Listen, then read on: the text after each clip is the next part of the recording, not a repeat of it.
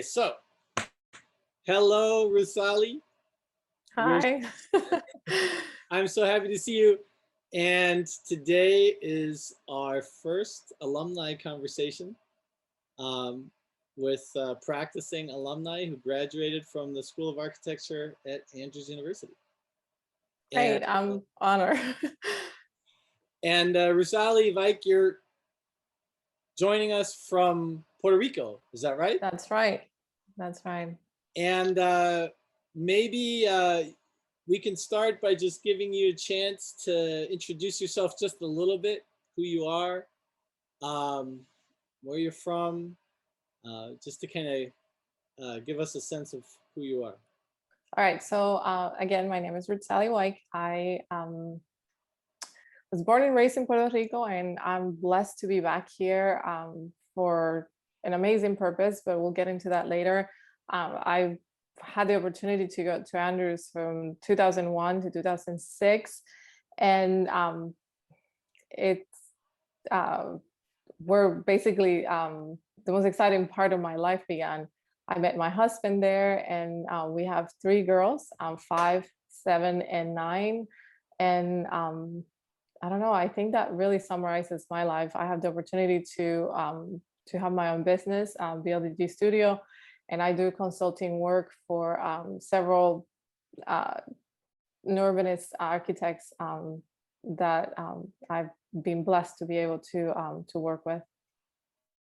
So I remember when you were here as a student, you painted a picture of Ponce, Puerto Rico, that I always wanted to go after you described it to me. And I was really blessed to be able to go in 2017 with your brother Victor.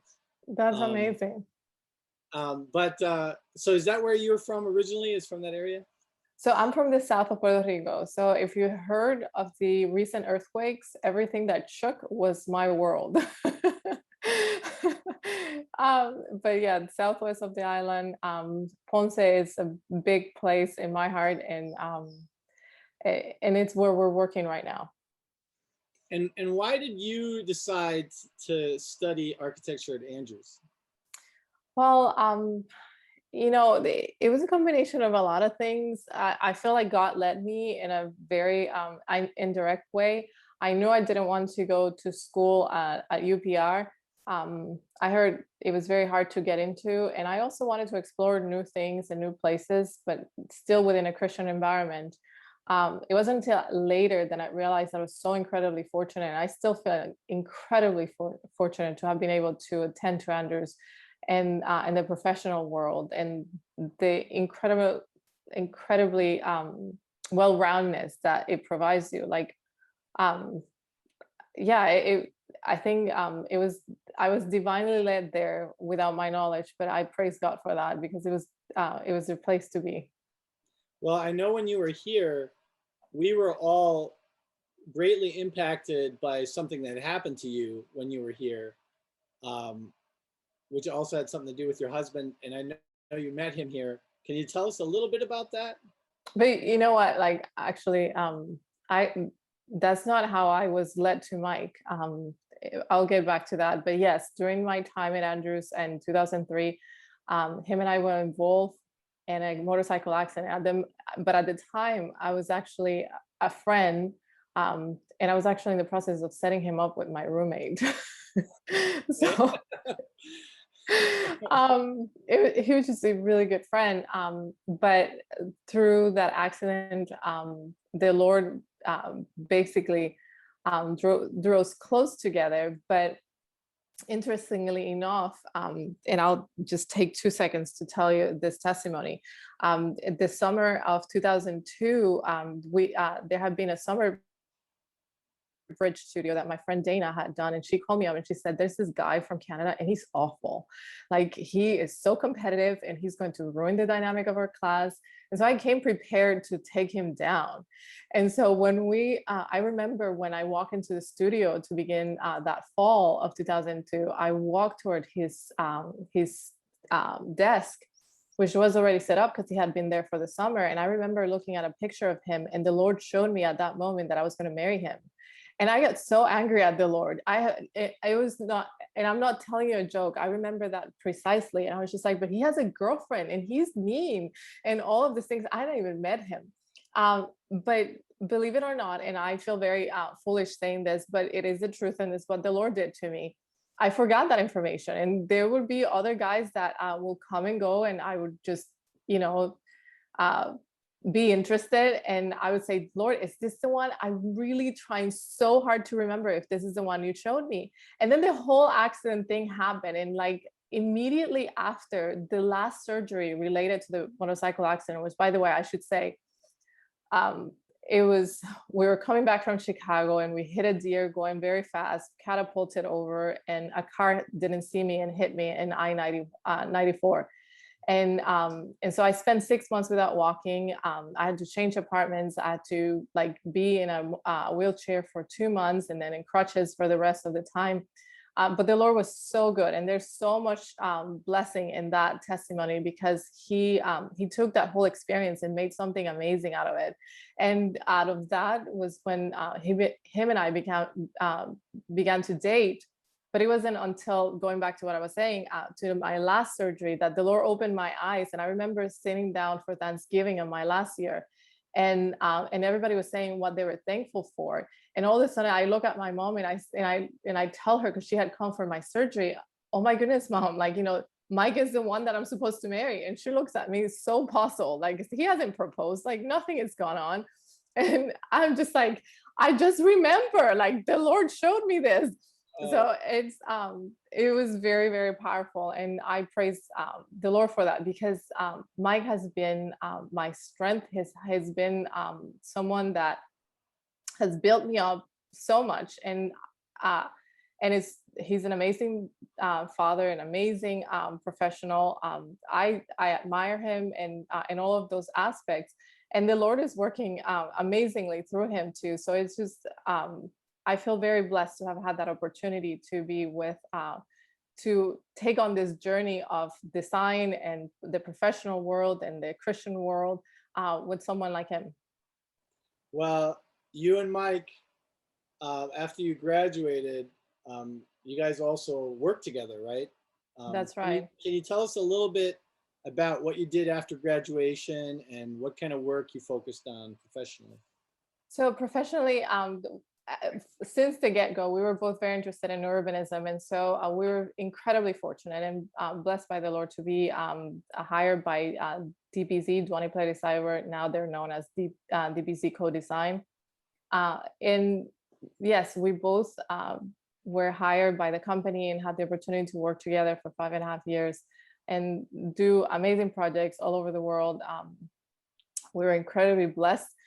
We put it actually like we made a special prayer that the Lord will remain like with us and keep us employed through the recession. And amazingly, out of nowhere, we won a competition in Saudi Arabia, and like we kept working through there, literally cranking out the projects in the middle of the recession, which was just unheard of. And I even felt bad of sharing that information, because the Lord was being so good through that time when so many other people had difficulties.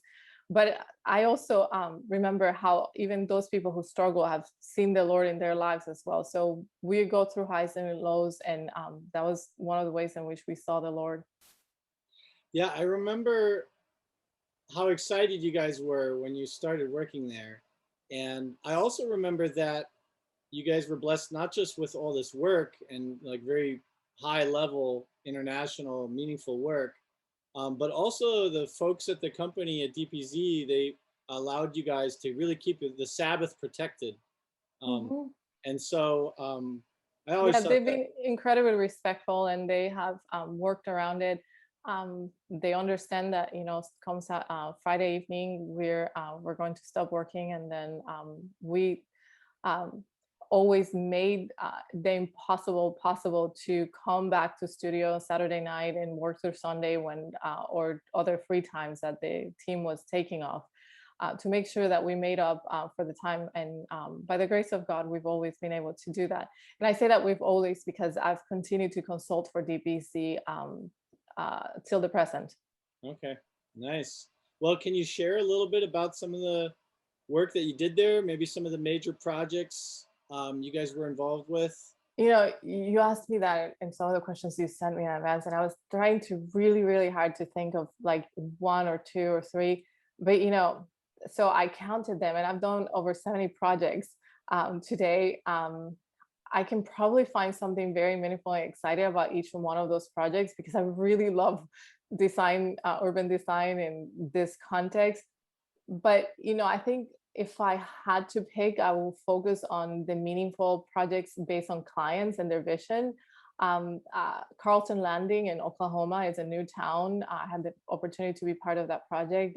Their lead is a father and son team. Their vision, their passion, their Christian base was really truly so exciting, and I think that they're going to do amazing things with that new destination, as well as another location called Lakeside. And this I did with Mike Watkins and Dover Cole, and we did a shred in Coleman, Alabama, and it's now under construction. Again, an amazing project. It's entirely designed with the purpose of all the funding going to mission by this Christian family that has the Lord has blessed incredibly, and they have thought to put it into community and to put it into mission. And so those two projects stand out again because of the people, the quality of the people that I was able to work with. And finally, I've been doing a little bit of architecture, and I was excited to help a couple of merchants in our community in Kentlands with their commercial outfit. And that was really cool because I actually volunteer my time to do those projects because I saw their passion and the value that they brought to the community. And lo and behold, it ended up being featured in the Chevrolet commercial recently. Wow. So, That's really cool. and it's about a veteran being recognized. So, like, I just feel like it's been a blessing all around. I've truly enjoyed that, and I think it's when I look back at it, it's definitely about the clients and the people that I get to relate to when it becomes really meaningful. Yeah, I tend to agree. I mean, I think the projects that really stand out are those where you have those great working relationships with the people and the vision that they provide for the project.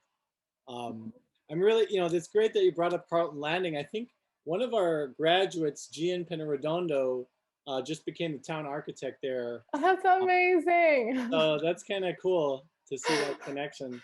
That's So great. we'll have to give him a shout out. Let's see here.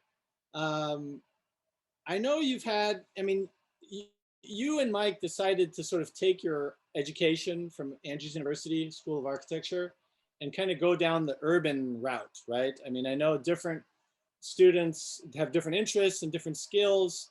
And we've had quite a few folks who have gone into urban design and planning and things like that. Um, and been successful at it, like you guys, working with really reputable firms and so on. But I also know that it's been an ongoing conversation, even a little bit between you and me, about urbanism, especially from the context of the spirit of prophecy and sort of a Seventh-day Adventist sort of lens, and a biblical Absolutely. lens. And Yeah. so I don't know. What are your thoughts about that? And have you, I don't know, anything you can share about that? Yeah, I mean, that's been like an ongoing debate in my head for literally years. How do you reconcile the concept of designing urban places when we, as an entity or a religious organization, are totally about the opposite, about literally just picking the most rural place where you can be off the grid. And I'm not saying that in any connotation. I'm just simply stating what has been sort of like the country living version of religion. And so and you and I have had these conversations. I prayed about it. I read about it. I really wanted to know that what I was doing was not going in the opposite, because I felt each time that the Lord was leading. So it was hard for me to reconcile that, especially because we think of cities are evil, and but at the same time we're thinking of making a place of health by design, of walkability, of diversity, of not only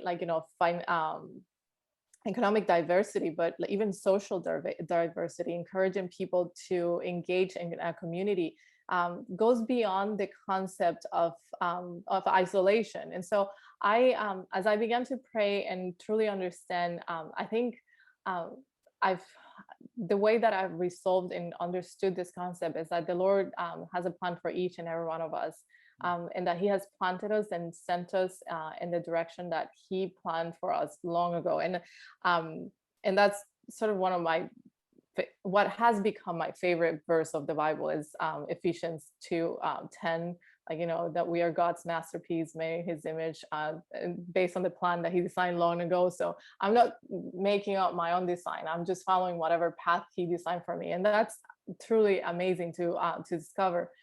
But Hmm. truly, when I see the Great Commission of Jesus saying, go, he's not saying come and become like the people in Jerusalem. He say go to to Samaria, to go to Judea, to Samaria, and then to the ends of the world. It's not a static location. It's not a self-protection measure. It's going where the people is and doing the things that we need to do in order to connect with the people that the Lord has placed in our life to minister. I do believe that there's a place for everything, and as I'm learning it as I go, I'm following the path that the Lord has traced for my life. Yeah, I think that resonates a lot with me. I think about people like Daniel in the Bible who ended up, kind of running the biggest city in the world at the time. That's Uh, right. He had and to live there. and now we're still reading his stuff, right? Mm-hmm. So, and which is really God's word. Uh, Mm-hmm. let's see here.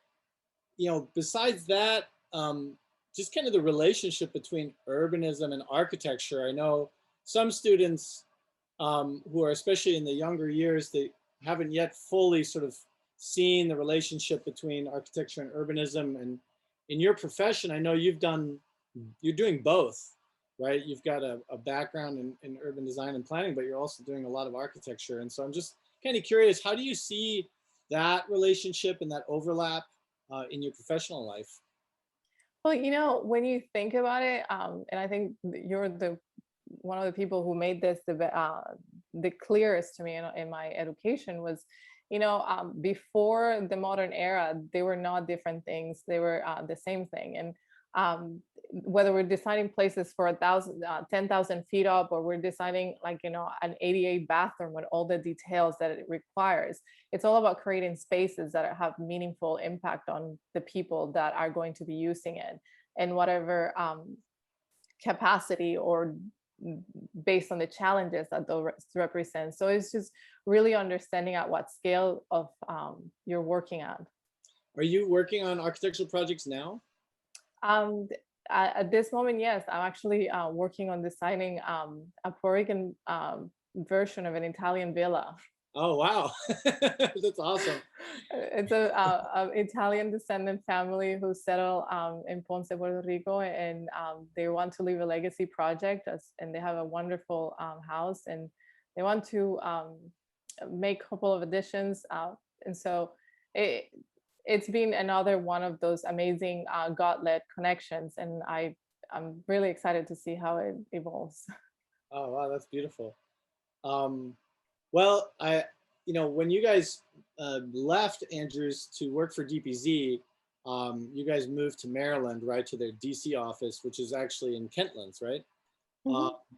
and I'm kind of interested in hearing what that was like to live in a project like that, to live in a urbanist community. But then you guys also lived there as professionals, and you were members of a church that was local somewhere. And then, of Mhm. course, you also started a family in that kind of place. So I don't know, Yeah. what was that like? So it was great because it gave us a really good learning experience in terms of understanding the transect. And actually, Kentlands is a pre-transect development.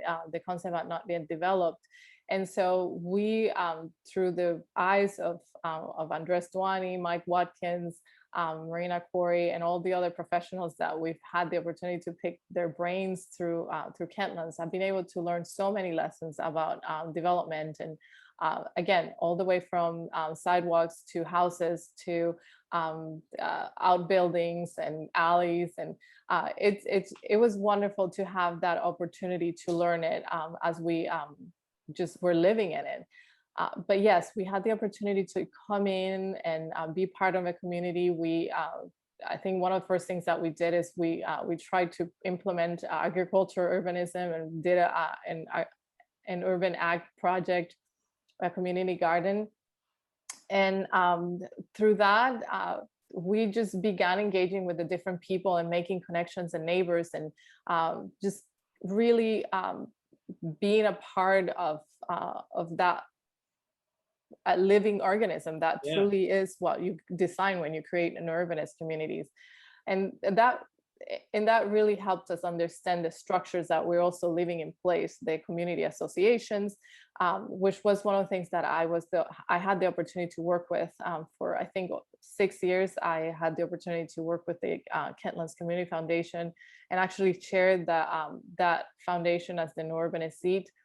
And that was a great experience, to understand the nonprofit world, but at the same time to be able to connect with people on the premise of we're here because somebody designed us to be together, and to come together and to socialize and to meaningfully connect when we're walking down the street, rather than passing each other by in a car, or just not really knowing who lives behind the garage.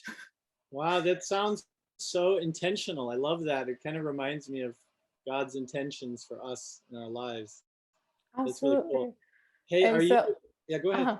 no, I just wanted to say, and yes, we had the opportunity to become a part of church community, and we began an adventure club from the get-go, and then Oh, we wow. worked on different activities, and we have this group of kids that we have dubbed our kids. Like anytime that anybody talks about them, and it was a blessing because we saw them grow up, and we entered this Jamaican family church, and yeah, like we became part of a very matriarchal family unit led by Maur, who's now I think 97 years old, and her kids and her grandkids, and yeah, and our kids, and even to this day we reach out to them and we text with them constantly because they are part of our life. And it's interesting because I was talking to a friend recently. I was like, yeah, our kids. And they asked us, well, like, why do you call them that? I was like, I don't know. We just started calling them our kids. And when we went back to look at it, we had the opportunity to help them buy their first car, to drive them to the university. Like I actually, one of them went to Andrews on our instigation. And to be able to do those first things with them was really special. So if you guys are watching this, Jenna, Jojo, Joshua, Joanne, Janelle, JJ, Joel, all of you, we love you and you're so special to us. Yes, we call you our kids, Juliana, Crystal, and little JJ too. That's awesome. So how about being a mom? So I feel like we could have like a whole hour conversation about just that part of it, because I know that especially in the professional life, women usually have it harder, once they have kids. And I'm just kind of curious if you're willing to share a little bit about, what that's been like for you having children and remaining active in the profession. And I'm sure a lot of our students are kind of wondering about that, going forward in their lives. So absolutely. And yeah, that's become the main priority of my life. When we were pregnant with Mika, Mike and I made the decision that I would stay home with her. And different people have different takes on how they want to raise their children. So I encourage you to pray about it. That's what felt like the right choice for us. And so we decided to do that, partly number one because we really felt like it, but at the same time, financially, it made sense because where we live in Maryland, like my income would have been canceled by daycare or by childcare. So it was a no brainer, but it required a lot of faith because in spite of not canceling the option of childcare versus working was not an issue. It was still an issue of not having and living in the DC area with one income. And so there were so many times though that we prayed for the Lord to answer for where would our financials come through, and the Lord always provided. And I remember one time, and this is very personal, there was one time that things were really behind and we had made a commitment to tithe, like no matter what. And that month I didn't have where to write the check from the tithe. And all of a sudden this Mike said, you know what, whatever it's in the account, we're going to pay to tithe and we're going to let the Lord provide. And I kid you not, we did that Sabbath. The Sunday after, I got a call from Jespect, and he had so much work for me that by Friday, I had already recouped that entire amount plus enough to pay tithe. So it's just like we tested the Lord, and the Lord always responded. Was able to work. I structure my life, and I did naps and work time. Literally typed an agenda of what we were going to do at what time, and manage those tough times. We have been blessed that things have been easing out throughout the time, and we were able to afford a house, and I continue to just grow as a family and have two other daughters. But the Lord has always, constantly, ever present, just been there for us and providing. And at the same time, just allowing me to remain connected with the world of architecture. In the midst of that, I was asked to be a part of the Historic District Commission in the city of Gaithersburg, which I really enjoyed. And after that, I was asked to be part of the Planning Commission, and I had the opportunity to serve there for about, I think, 5 years. And that was an incredible blessing to be part of that aspect of the development of the city and the code enforcement and just architectural projects and how Kentlands itself developed. It was to have a voice, a voting voice in that aspect was an entire unexpected blessing from the Lord. Wow, so you guys really built up a pretty rich life there in Kentlands with family and church and community involvement and gardens and all the professional work you're doing. But now you're in Puerto Rico. So that's right. how did you end up back in Puerto Rico? I know you sent me like a really amazing, inspiring testimony. I know we won't have time to go through all of it, but can you give us a gist of how you ended up back in Puerto Rico? So the short answer is the Lord called us here. But just getting a little bit into it, after Maria, literally my heart broke. Like I just needed to come home, and not because I needed to be with family, but because I understood that I had the tools that the Lord had equipped both Mike and I with the needs that Puerto Rico needed to solve at this time, at this very present time. And I understood that I couldn't do it from afar. That is in the context and the professional atmosphere, that there wasn't an option of me doing it from afar. And so I began praying about it, and the Lord began to answer. And one of the first things that the Lord said was Ponce. And I was so puzzled because I love Ponce, like you were mentioning, but I never thought that I would work there. We're thinking San Juan, we're thinking the big impact of places, but the Lord called us to Ponce. And so little by little, we understood the different aspects of it, but amazingly, the Lord gave us a time frame. He told us exactly when he would move us, but he didn't. He specifically forbade us from making any actions towards it. And I know I'm being a little bit coy, or like I hope I'm making sense, but I'm trying to summarize a humongous, like Yeah. pages of a testimony of how the Lord began to work in our lives. And so we decided to start, like, ending responsibilities and literally cleaning up our house and waiting for the Lord to tell us when we would move. We didn't put our kids in the school. We didn't do all the other things that everybody would expect us to do, because we knew that we were coming here. And finally, literally in the last moment, the Lord answered, and we came. And once we came, I had two big prayers, and those two big prayers were, Lord, I don't want to be apart from my husband forever. Like, I don't want this to be me in Puerto Rico and Mike somewhere else in the world, because um, for the first half of the year, from August to December, we spent 13 days together, because he spent most of the time in Saudi Arabia, where most of his projects are. And so I was praying for the Lord, like, number one, please, like, don't make this be about Mike living somewhere else and us in Puerto Rico, and show us how we begin to rebuild. And so it was very interesting, because the Lord started showing us through the work of Ezra and Nehemiah that, like, we were rebuilding. And I was really excited about that. And I was thinking, amazing, like, Ezra builds a temple, I'm Nehemiah, I'm going to fulfill the responsibilities of Nehemiah, and I'm going to go down and I'm going to build. But as we began to understand it, God had different plans. And I don't know if you want to stop me now, but it No. was it was very interesting, because as we began to really pray and study and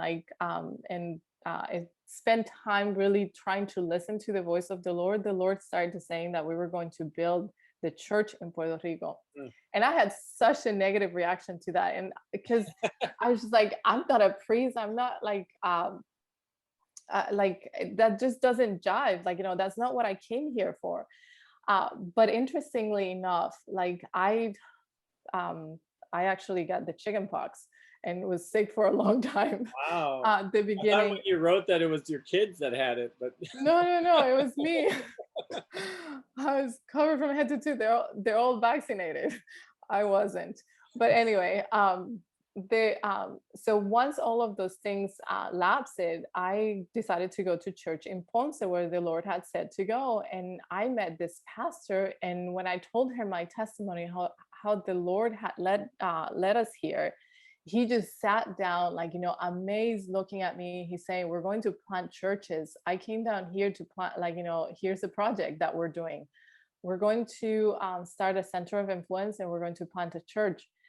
And I can tell you, like, I was that evening when I finally understood what the Lord had been doing. I remember calling Mike on the phone and literally having to, like, go like, like, just trying to, like, convey the information, because I was so excited, like, to finally understand that that was the Lord's main purpose. And so we've been going through that process of being educated about church plant, about centers of influence, about how those are established in a community. We've been doing demographic studies, geographic, socioeconomic studies, all the things that are not our expertise, Mike and I, but we have been exposed to them exceedingly throughout our profession, that we have been able to conduct this and access them through the data that is available via GIS and all their census data information that we have access as planners. And so we're now at the process where we're writing a proposal for a company that owns some significant a significant piece of land in the place that we have identified as the location for a center of influence.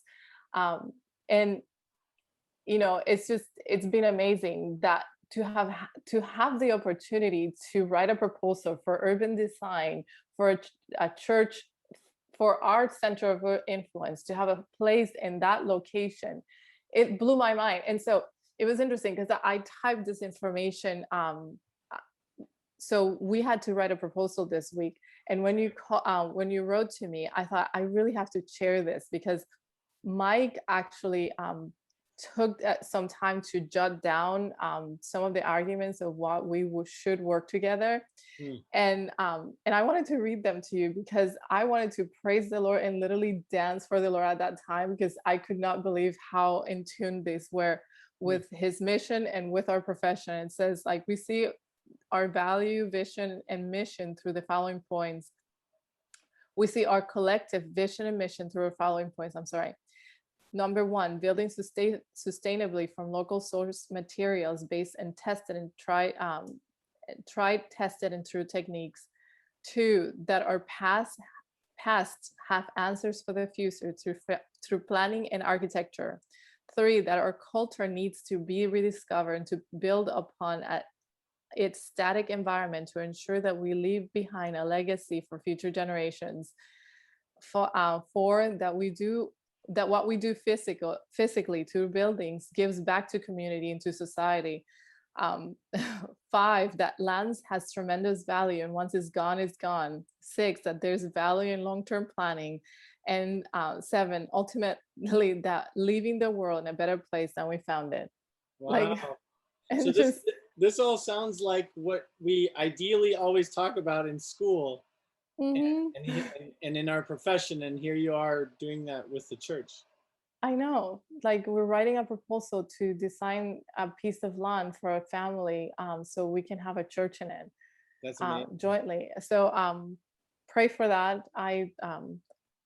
It's, we don't have an answer, which just been submitted, but the opportunity to even say those words, I was just blown away that the Lord saw to put that in our path, that he designed that as part of our life experiences when he created us in his mind.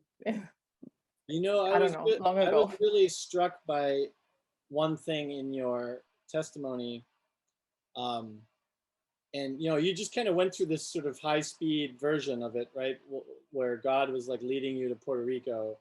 And you know, I think a lot of times we ask ourselves, and I'm sure a lot of people who are watching this or sometimes have asked themselves, like, how do you really know like where God is leading you, and how do you know where he's taking you, and how is he going to do it, and how's this going to work? And the thing that struck me about one of your comments in there was, at some point you recognized that all he asked was for me to be obedient, and then he would sort it out. That's right. And I thought that was just such a clear way of putting it. um I don't know, I was a really wonderful Yeah, part of it. no, I'll be honest with you. I stopped believing in things being a chance. Like, I am a firm believer that my God is a design oriented God who, like, creates very specific, like, experiences and encounters for so we could learn about his character, and so he can guide us and use us. Um, you know, as I was writing, as I was studying my lesson last week, I came across Isaiah 61, and where it speaks about, like, rebuilding the old places um, and making inhabitable places that have not been inhabited for generations. Like, I can't find a better way to describe Ponce like than that. And so the opportunity that the Lord is giving us to come to a place and to make it alive, and to be able to be professionals and to just work alongside people that will probably not encounter Christianity, or not even Christianity, Christ-like people. And I'm not calling myself that. I'm just saying, if they can see the Lord through me and my work, then that's my purpose in that place. Hmm. And so again, I don't believe in chances. I believe that the Lord is leading, and I have decided to be obedient. Yeah, well, um, we're happy to be able to learn a little bit about what happens when God works in people's lives. And Yeah. I got a chance to go down in 2017 twice with your brother. And Mhm. you know, right after Hurricane Maria was one of the visits. And I know, you know what, so you kind of headed down there partly sort of drawn by just the work and the need that's there on Mhm. the island. um, and but it sounds like, you know, God sort of transformed that sort of physical reality into like a spiritual mission, into something much bigger, um, Yeah, even than truly, I architecture. would have never expected it. It's beyond the realm of my understanding how that could have ever happened. So but this is the plan that the Lord had for us, and I'm so blessed to be a part of it. I'm just humbled that the Lord has brought my husband and I to do that. So you guys are working on this lifestyle center and church. What else? Anything else that you guys are working on down there, or what do you hope to achieve while you're down in Puerto Rico? So we have we're working we're doing a couple of projects. We've had the opportunity also to do little projects here and there. Um, our work doesn't stop. I have to say that I should actually stop to tell you that the Lord answered my prayer with a pandemic, and I don't mean to say that the pandemic is it's a positive thing, but somehow the Lord designed for us to come to Puerto Rico just in the time for us to be grounded, and for Mike to spend his first year of our marriage without traveling a single day. So it was within that the Lord still answered that prayer that I had that our family would be together. And Mm. so when we began to do that, we're working on the center of influence, we're working on the church plant, and we're doing a couple of small commercial projects and the villa that I mentioned before. Uh, Nice. and that is all in addition to working for Mike Watkins, Jeff Speck, and DPC that I do continually, Yeah, and definitely keep me plenty busy. right. Um, well, Mike Watkins has been a good friend of our school too, and so it's nice to see that you're still working with him Yeah. too. Do you? I'd be interested to hear a little bit about your experience at Andrews. You know, your brother. I've mentioned your brother a few times. You know, he was here more recently, so some people might remember him, who are still here. And you know, it was great. You know, he was, you know, so dedicated and interested in. You know, he brought his whole class and me down to Puerto Rico to help this community there in San Juan that we did that work for. Um, but I'd be interested in hearing a little bit about what you valued, if anything, about your experience at Andrews, and also like what would you hope to see happen here at our school in terms of how it evolves or changes? Well, to be honest, I'm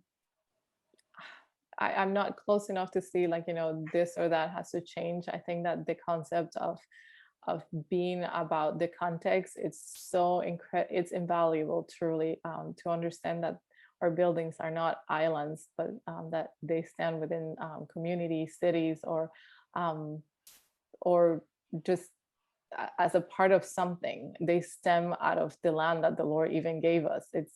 It's a blessing that we get to design and to utilize those resources that the Lord has given us.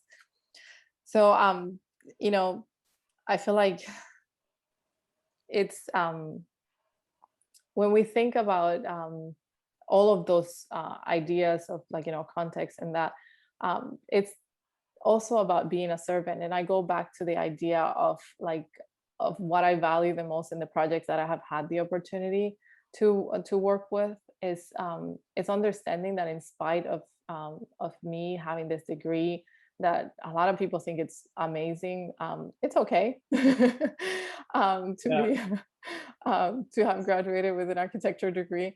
But the fact is like we get the opportunity to be servants of God, to be a light in whatever environment the Lord is putting us out there in the profession, and to take that in humility and the consciousness of who we're representing.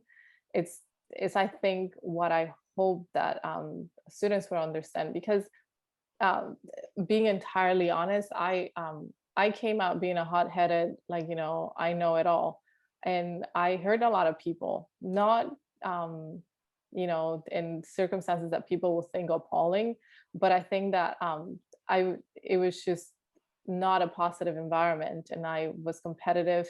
And I think a lot of people will do that, and the Lord will see them through that, just like He saw me through those circumstances. But learning that that I am a servant, it's one of the things that I wish I would have understood. That I am there, I am going out as a disciple. It's truly the essence of who I am, and as a designer. Yeah, I mean, I'm always amazed that, when I just sort of think about, and I've got certain pictures of different student groups here, even in my office, and if you think about all the different places that our students are at, our former students, now professionals, um, and also the opportunities that are there for discipleship and for just social impact in their communities. Um, Social issues and social justice in particular is on a lot of students' minds right now, a lot of people's minds just in the world in general. Uh, Mhm. and I'm just kind of wondering, you who are a Latina female professional, you're a Christian, um, and you've had this experience now. What's been your experience on these issues in the profession, um, regarding especially social justice right now that a lot of people are talking about? And do you have any advice for young people or even our school? Um, so yeah, I have had some of those experience, being a Latina, being a woman, being a mom, just having to step out to do mom things, just because my kids are in the middle of something, and the person that is watching them, even if it's their grandparents, can't take care of it. Um, it's um, it's a different world, and but rather than challenging it, honestly, like in my personal walk most recently, I'm more learning about how to be, again, just like the person that God needs me to be in that circumstance. Mm. It's not about me. Like, it's not about Ruthzaly Weich or what she's done or what she can do. It's about how can the Lord use me in that place. Um, and yeah, there's been instances where it's been uncomfortable, but there's nothing that the Lord has not so has I have never been in shame, and I have never been in a position where the Lord has not intervened on my behalf. Okay, so talking about advice for students, um, you ever wish you could go back to your younger self and sort of give yourself advice on what you A should be couple of focusing on? I know slaps. you mentioned a few things already, um, but yeah, I don't know. What do you have? What do you think? I don't know. I would say I think I I mean, didn't prepare especially, for that one, but it's interesting because I think that I would probably just would tell myself to pray more in the and all the circumstances that were challenging throughout architecture school, to really take it to God. I think there were many times when I just struggled with so many things that the Lord would have taken from my hand immediately. huh, like, I, I think one of the things that, yeah, we take for granted this sort of Seventh-day Adventist education that we have all around us, Oh, and take for granted this sort of context of being able to even just talk to other people about our faith and our struggles regarding faith, um, absolutely. and to also pray with others uh, Hmm. together. So I'm super glad that you were able to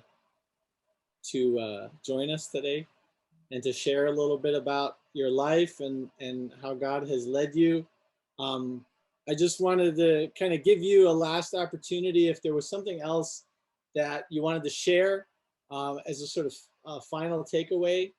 Um, that would be good, but otherwise, I'm just very thankful that you took the time for us today, and I see God working so strongly in your life, and I'm so humbled and inspired by both you and Mike and your whole family, your brother.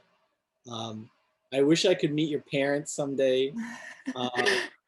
And, you know, there's a urbanist, John Torty, who he came and spoke once at our school, a couple times actually. And one of the times that he came, um, somebody asked, well, what makes Andrews University students distinctive? Why do you keep hiring Andrews University graduates? And he said, you know, that's a good question. If I had to put my finger on it, I would just say they have good, those students must have had really good parents. I love John Torty. He's a wonderful guy. I had the opportunity to work with him, and he's truly one of those visionary people that have made something amazing out of a firm, because of the way that they run it and have structured it, but also of the projects that they do. So Right. No, he's a great amazing. guy. So just going back to your what could I say? You know, having studied the word, it really stuck with me, the fact that the first time that the Holy Spirit was ever gifted was through Bezalel in the construction of the tabernacle. So like and I have shared this with you before, like the fact that we're in a profession that the Lord saw fit to send his Holy Spirit to impart it to this person and provide creativity and design and all the amazing things that he was able to accomplish. It gives me such assurance that you know, the Lord's still in that business. He hasn't changed, and that we get the opportunity to experience that in whatever environment that we are, that we can have the aid of the Holy Spirit in that context.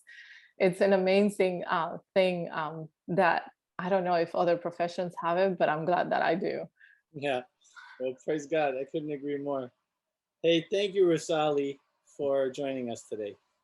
Thank you so much, Andrew, for making me a part of this. I'm just blessed to be able to tell what the Lord is doing.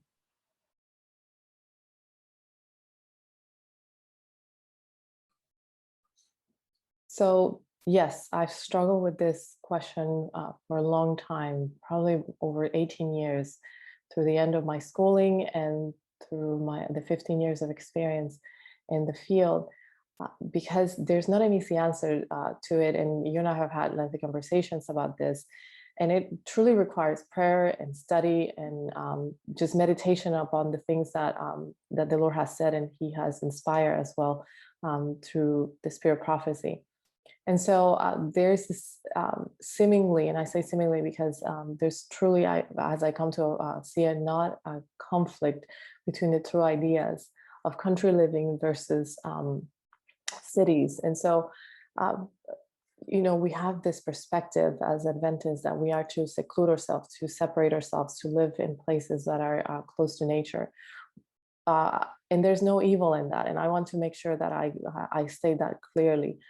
That there's I'm not attacking that in any way, but I think that we have come to understand that as completely separating ourselves from the people who live in cities and the things that go on those places. Interestingly enough, I recently heard the data that 80% of the population of the world lives in the cities, but 80% of our institutions and people are actually outside of the cities. So that gives you an idea of what our culture has shaped out to be in the relationship to the people who live in those places.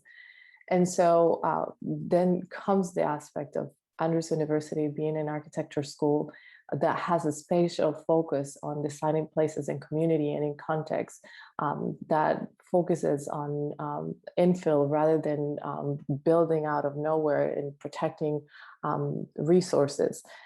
So I struggle with it because for the long time it did seem like a contradiction, and I felt that I really needed to pray and study because the last thing I wanted to do was to be working against the will of the Lord. And so as I have come to understand in prayer and through the Holy Spirit, I've come to know that truly it's about the calling that the Lord has given us, and but it's a calling that is actually a church-wide calling. And I think that it's one of the things that we tend to almost minimize and not really understand. And I'm looking through the word here in Acts 1, verse 8. It says, "But when the Holy Spirit has come upon you, you will receive the power and will tell people about me everywhere, in Jerusalem, throughout Judea, in Samaria, and to the ends of the earth." And so when I look at the example of the early church and how they were so intentional, just look at the first two missionaries. They didn't really go to the secluded areas or just retrieve themselves and live in isolation, trying to protect themselves. They actually went to the cities. We see Paul just going to Ephesus and Macedonia and the Decapolis in Athens, like going to the center and challenging the people that were at the top, like the people who were teaching their religion. It's not a shy religion. It's not a preservationist. It's not like, I'm trying to make sure that I'm ready. In the contrary, is I will do whatever it takes to go and reach those people. And so as we look at it in our profession, I've come to understand that it's by design and it's by the Lord's purpose that Andrews University is a place that it is, that we're in like a school, and as an alumni, I say this, that is preparing people to be light where it's needed. And so, and it says go, like it doesn't say hide. And I think that's one of the things that we have sort of come to misunderstand. And so I look at, I've recently actually heard the explanation of the parable of the two sons, which is found in Matthew 21, verse 28. And so it was very interesting because I've never heard this application, but it really truly answered this question for me. And it says, and I'm going to paraphrase it, but it talks about a vineyard. And so there's two sons. And so the one son is asked to go and he says no, but then he actually goes. And then the other son is asked to go and he says yes, but he doesn't go. And so the context of this parable is actually very interesting because it's given to the Pharisees, who at that time are actually are challenging the authority of Jesus, of who's he's preaching and whose name he's come. And they depart from the perspective that they are the authority, that they are the institution on which he should come. And so it's interesting that Jesus gives them this parable because it speaks of a tradition, of a concept of a religion that has lost its practicality almost because it's not recognizing the Son of God. And so Jesus says, "I assure you, corrupt tax collectors and prostitutes will get into the kingdom of God before you do." And so it's very interesting because a lot of us take the Great Commission and we listen to it and we say, "Yes, Lord." And I will speak about myself because that's, I think, the only example I can truly speak of. I have been that Christian. I have been the Christian who believes in a faith and practices it daily, religiously, not pun intended. But I was not going. I was not exercising that faith and where I was living until I understood that truly everything that I do, everywhere that I am, the purpose for which I am, and the places where the Lord has sent me is entirely for the purpose of going and being the light where I am. And now I do believe in country living. I do believe that there's a place in nature.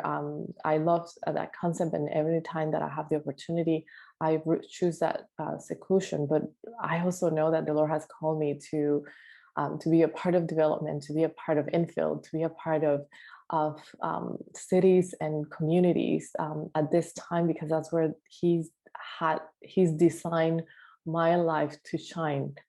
And I strongly, again, because we have plenty clear, absolute light about it, I do believe that there will be a time, just like the prophet Daniel, and like Jesus said, when you see the abomination of desolation, make sure that you retreat.